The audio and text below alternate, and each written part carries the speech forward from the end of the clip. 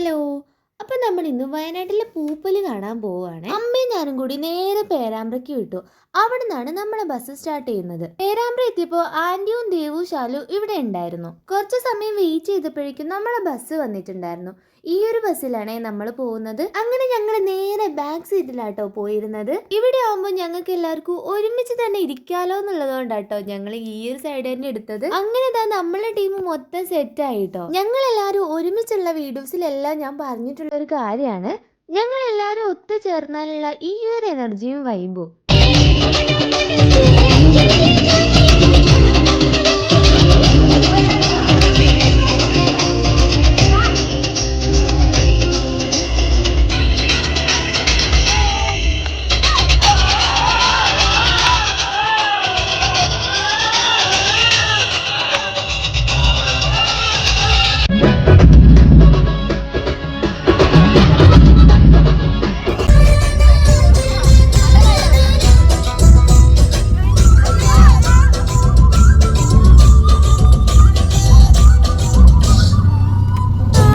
ചടഞ്ഞുകൂടി ഇരുന്നിട്ടുണ്ടായിരുന്നില്ല കേട്ടോ. അതിന് നമ്മൾ സമ്മതിക്കോ ഇല്ല. അങ്ങനെ നമ്മൾ ഡാൻസ് ഒക്കെ കളിച്ച് നമ്മൾ ചുരം കയറിയിട്ടോ. നമ്മൾ പ്ലാൻ ചെയ്ത സമയത്തിനേക്കാളും കുറച്ച് ലേറ്റ് ആയിട്ടാണ് നമ്മൾ അവിടുന്ന് സ്റ്റാർട്ട് ചെയ്തത്. അതുകൊണ്ട് തന്നെ ഞങ്ങൾക്കൊക്കെ ഒരു ടെൻഷൻ ഉണ്ടായിരുന്നു, വല്ല ബ്ലോക്കും പെട്ടുപോയാൽ ആകെ കുഴയും. ഭാഗ്യത്തിന് അങ്ങനെയൊന്നും ഉണ്ടായില്ല കേട്ടോ. അങ്ങനെ ഡാൻസ് ഒക്കെ കളിച്ച് ക്ഷീണിച്ച് കുറച്ചു നേരം ഞങ്ങൾ അടങ്ങിയിരിക്കാന്ന് വിചാരിച്ചു. ചെറിയ രീതിയിലുള്ള വിശപ്പിന്റെ വിളി ഞങ്ങൾക്ക് എല്ലാവർക്കും വന്നു തുടങ്ങിയിട്ടുണ്ടായിരുന്നേ. കുറച്ചും കൂടി മുന്നോട്ട് പോയപ്പോൾ നല്ലൊരു വ്യൂ പോയിന്റ് കണ്ടപ്പോൾ അവിടെ ഞങ്ങൾ ബസ് ഒന്ന് നിർത്തിയിട്ടുണ്ടായിരുന്നേ.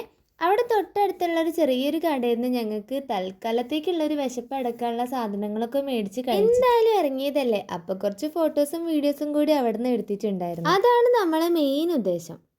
ഇവിടുന്ന് നമ്മൾ ബസ് കയറി ആദ്യത്തെ ഡെസ്റ്റിനേഷൻ എത്തുന്നതിന് മുന്നേ തന്നെ കാര്യമായിട്ട് എന്തെങ്കിലുമൊക്കെ അകത്തേക്ക് ചെല്ലണം എന്നുണ്ടായിരുന്നു. അങ്ങനെ നമ്മളൊരു വനിതാ മെസ്സിലാണ് ആദ്യം തന്നെ കയറിയത്. വലിയ തിരക്കൊന്നും ഇല്ലാത്തൊരു ഹോട്ടൽ നോക്കി കയറിയതാണ്. ഞങ്ങൾ എല്ലാവരും മീൽസ് ആയിരുന്നു ഓർഡർ ചെയ്തത്. അങ്ങനെ ഭക്ഷണമൊക്കെ കഴിച്ച് ഇറങ്ങിയപ്പോഴാണ് ഈ ഒരു ഹോട്ടലിന്റെ ബാക്ക് ഭാഗത്തെ വ്യൂ കാണുന്നത്. ഇതാണ് ആനപ്പാറ. ശരിക്കും ഒരു ആന നിൽക്കണ പോലെ തന്നെ ഉണ്ടല്ലേ. അങ്ങനെ അവിടുന്ന് കുറച്ചു നേരം നോക്കി നിന്നിട്ട് ഞങ്ങൾ ഇറങ്ങി. അങ്ങനെ നമ്മൾ പൂപ്പലി കാണുന്നതിന്റെ മുന്നേ തന്നെ കാരാപ്പുഴ ഡാമിലൊന്ന് പോകണമെന്ന് വിചാരിച്ചിട്ടുണ്ടായിരുന്നു. അങ്ങനെ അവിടെ എത്തി ടിക്കറ്റ് മേടിച്ച് ഞങ്ങൾ നേരെ ഉള്ളിലോട്ട് പോയി. ഇവിടെ നമുക്ക് സ്പെൻഡ് ചെയ്യാൻ വേണ്ടി അധിക സമയമൊന്നും ഉണ്ടായിരുന്നില്ല. ഇവിടുത്തെ കാഴ്ചകളൊക്കെ വേഗം തന്നെ കണ്ടു തീർത്താലേ നമുക്ക് അമ്പലവയലിലേക്ക് സമയത്തിൽ എത്താൻ പറ്റുള്ളൂ. അവിടെയാണല്ലോ പൂപ്പലി നടക്കുന്നത്, അതാണല്ലോ നമ്മളെ മെയിൻ ഉദ്ദേശവും. ഇവിടെയും ചെറിയ രീതിക്കുള്ള പൂക്കളും പൂന്തോട്ടവും ഒക്കെ ഉണ്ടായിരുന്നു കേട്ടോ. ഇവിടെ എത്തിയപ്പോൾ എനിക്ക് ശരിക്കും തോന്നിയത് ഈ ഒരു സ്ഥലം ഞങ്ങളെക്കാളും കൂടുതലായിട്ട് എൻജോയ് ചെയ്തത് ഇതാ മാമന്റെ മക്കളും ചേച്ചീന്റെ മക്കളൊക്കെ ആട്ടോ. അവരിതിൽ തന്നെയായിരുന്നു കുറേ സമയം. അങ്ങനെ കുറച്ചു നേരം കൂടി അവിടെ ചുറ്റിക്കറങ്ങി ഡാമൊക്കെ കണ്ട് ഞങ്ങൾ നേരെ തിരിച്ചിറങ്ങാനായിട്ടോ. ഒരു 2:30-3 മണിയൊക്കെ ആയപ്പോഴാണ് ഇവിടെ എത്തിയത്. ഈ ഒരു സമയം ആയതുകൊണ്ട് തന്നെ നല്ല വെയിലായിരുന്നു ഇവിടെയൊക്കെ. ശരിക്കും പറഞ്ഞാൽ കണ്ടാലും മതിയാവത്ത അത്ര കാഴ്ച അവിടെ ഉണ്ടായിരുന്നു.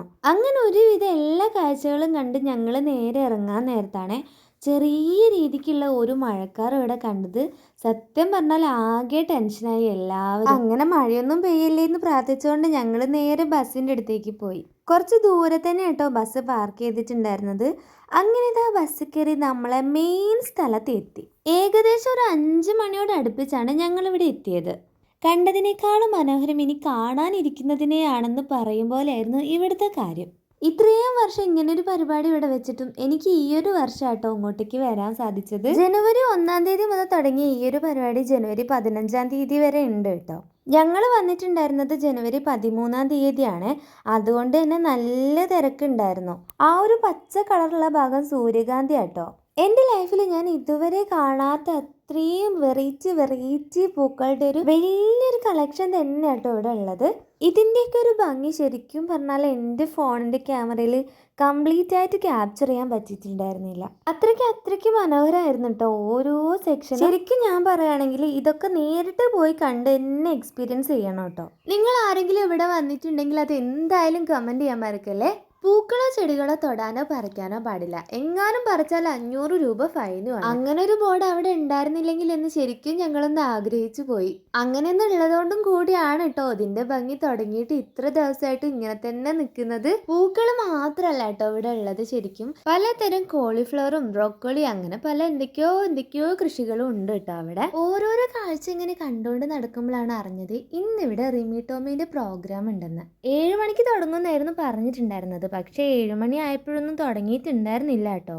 എന്തായാലും ഞങ്ങൾ ഇത്രയും തിരക്കിൻ്റെ ഉള്ളിൽ കൂടെ പോയിട്ട് അതൊന്നും കാണാൻ നിന്നില്ല കേട്ടോ. ഒരുപാട് സമയം ഞങ്ങൾ ഇതിൻ്റെ ഉള്ളിൽ തന്നെയായിരുന്നു കേട്ടോ. അത്രമാത്രം ഇവിടെ കാണാനും ഉണ്ട്. ഇറങ്ങിയപ്പോൾ നല്ല ബ്ലോക്ക് ആയിരുന്നു. ബസ്സാണെങ്കിൽ അങ്ങ് ദൂരെയായിരുന്നുള്ളത്. അങ്ങനെ ഇവിടുന്ന് ഞങ്ങൾ ഇറങ്ങി നേരെ പോയത് ഫുഡ് കഴിക്കാൻ വേണ്ടിയിട്ടാട്ടോ. ഓരോരുത്തർക്കും ഇഷ്ടമുള്ള മേടിച്ച് കഴിക്കാന്ന് പറഞ്ഞിട്ടുണ്ടായിരുന്നു. അതുകൊണ്ട് തന്നെ ഞങ്ങൾ ഓർഡർ ചെയ്തത് മന്തിയാണ്. അത്രയും ബ്ലോക്കിൻ്റെ ഉള്ളിൽ കൂടെ ഒക്കെ വന്ന് ഞങ്ങൾ ഈ ഒരു സ്ഥലത്ത് എത്തുമ്പോഴേക്കും അത്യാവശ്യം നല്ല സമയമായിട്ടുണ്ടായിരുന്നു. കൂടാതെ നല്ല വിശപ്പും ഉണ്ടായിരുന്നു. അതുകൊണ്ട് തന്നെ ഇത് കൊണ്ടുവന്നതും തീർന്നതും ഒക്കെ വളരെ പെട്ടെന്ന്. വയറൊക്കെ നിറഞ്ഞു കഴിഞ്ഞപ്പോൾ എങ്ങനെയെങ്കിലും ഒന്ന് പെട്ടെന്ന് വീട്ടിലെത്തിയാൽ മതി എന്ന് മാത്രമായിരുന്നു മനസ്സിൽ. ബസ്സിൽ കയറിയതും നല്ലൊരു ഉറക്കം അങ്ങോട്ട് പാസ്സാക്കി. പിന്നെ നാട്ടിൽ വന്ന് ഇറങ്ങുന്നത് 3 മണിക്കാട്ടോ. പിന്നെ ഒരു ഓട്ടോ വിളിച്ച് ഞങ്ങൾ നേരെ വീട്ടിലേക്ക് വിട്ടു. അപ്പോൾ ഈ വീഡിയോ ഇത്രയേ ഉള്ളൂ. ടാറ്റാ.